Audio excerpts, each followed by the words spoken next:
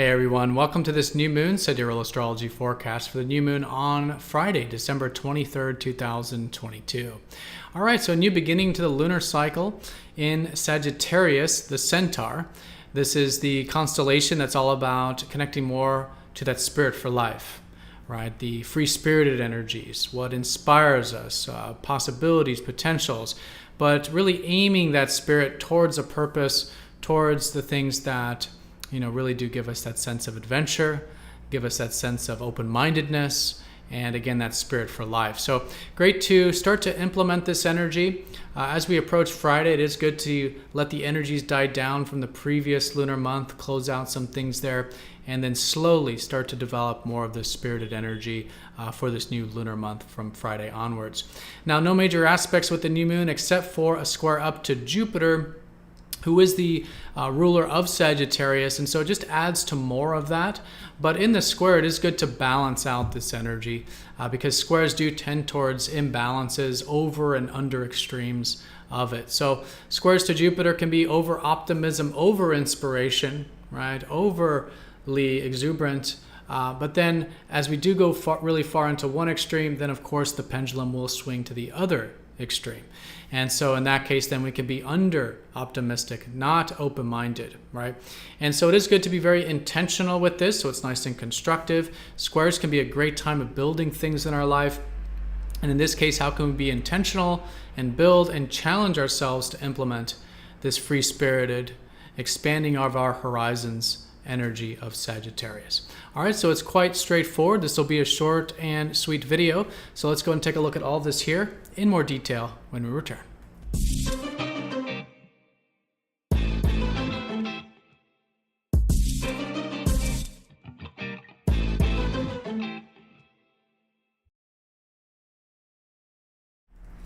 Alrighty, so here's the chart for the new moon. Again, the new moon will be on Friday, December 23rd of 2022.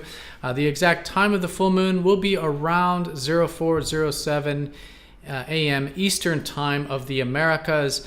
Now, even that minute can change depending on where you are in the Eastern time zone, because we are using topocentric on this channel, which is using the visible sky to calculate these positions, and that does change depending on where you are on Earth. So, but for all intents and purposes, it will be this very late Thursday the 22nd, very early Friday the 23rd new moon energy. Plus, we do tend to feel these a few days before and a few days after anyways.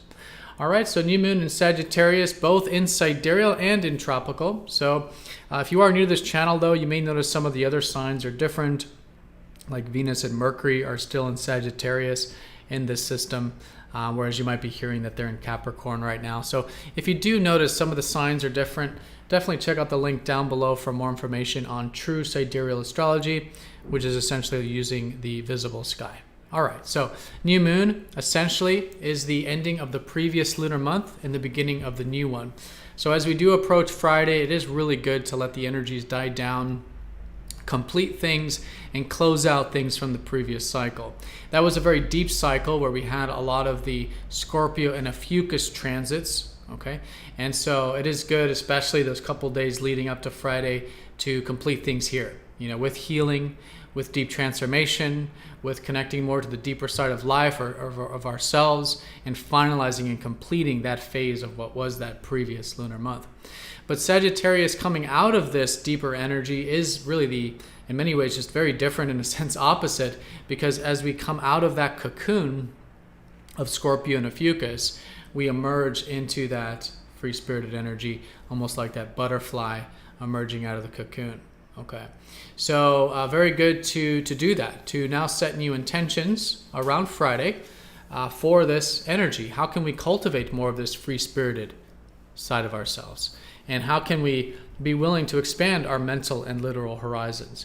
Connecting more with that spirit, to that fire, to that inspiration, to even possibilities and potentials, whatever inspires us, whatever gives us that sense of spirit and guidance there, is great.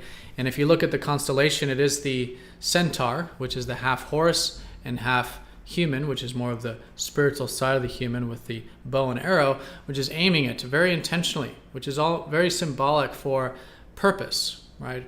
Having the spirit, where is it guiding us, focusing on that, and that being our purpose, right?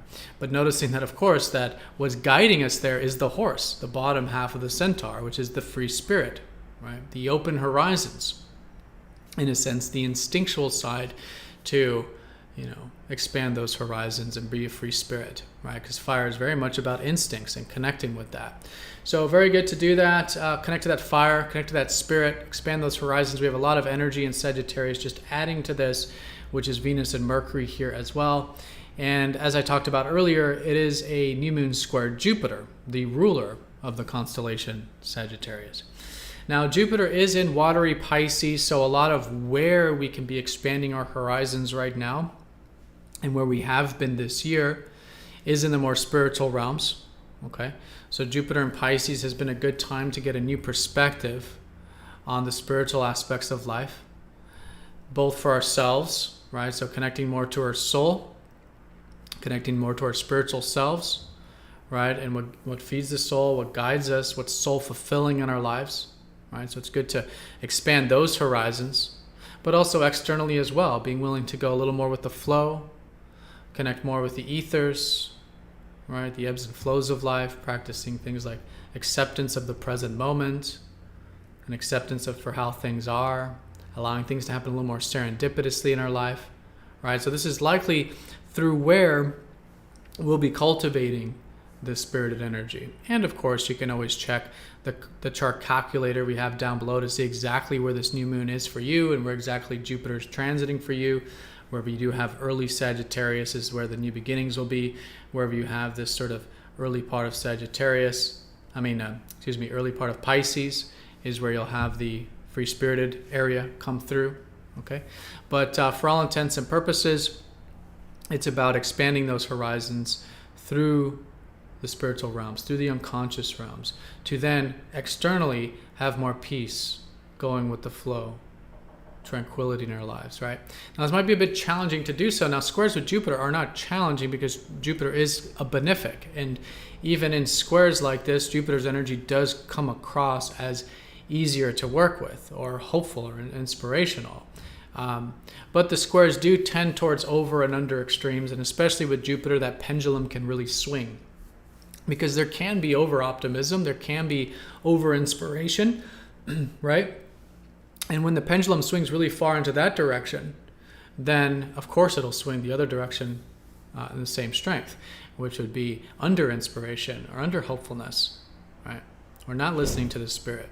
So it is good to be very intentional with this. I would not say it's a challenging new moon, a challenging cycle collectively, but this is a good way to challenge ourselves. How can we challenge ourselves to be intentional with that free-spirited energy? To be intentional to explore the ethers and the unconscious and the spiritual realms in a way that is expanding our horizons and connecting more to that spirit and bringing in more peace and stillness into our life, right? And this is naturally where Sagittarius and Pisces are very different, right? The fire with the water. And so how can we combine the spirit of fire and the soul of water, combine these two together? And these are both very spiritual constellations. Sagittarius is the spiritual of the philosophy and the worldview and the meaning of things and channeling higher insights and higher perspectives. Whereas Pisces spirituality is more of maybe the Eastern or even Christ type of spirituality, which is acceptance, presence, unconditionality, right? So the challenge is how to integrate these two. And I think it's very straightforward, not a whole lot going on with this new moon. So I think it makes the interpretation very direct. And I think keeping it simple like this is great. It's an extra added Sagittarius influence. It's a particularly strong Sagittarius new moon. Okay, so really emphasizing this importance of expanding our horizons and connecting to that spirit. A little challenging to do so with the square, to integrate that constructively, just to balance out any pendulum swings we may have with that energy. And challenging ourselves to integrate it in a way that is soul-fulfilling or connecting with our soul or the spiritual dimensions of life. And then in this way, we have the spirited energies and the soul energies, the spirit and the going with the flow, the inspiration and the going with the flow. What guides us for fire, what guides us on a soul level, integrating these two together, I think is fantastic. All right, so everyone, that is the new moon. Straightforward. Hope this was helpful. Wish you all an awesome new moon. Thanks again for watching. If you're not yet signed up for MTZ Insiders, it is a free newsletter where you do get these videos released first before YouTube. There's a link down below to sign up for that if you haven't yet already. But again, have a great one, and I'll see you all next time for the next astrology forecast. Take care.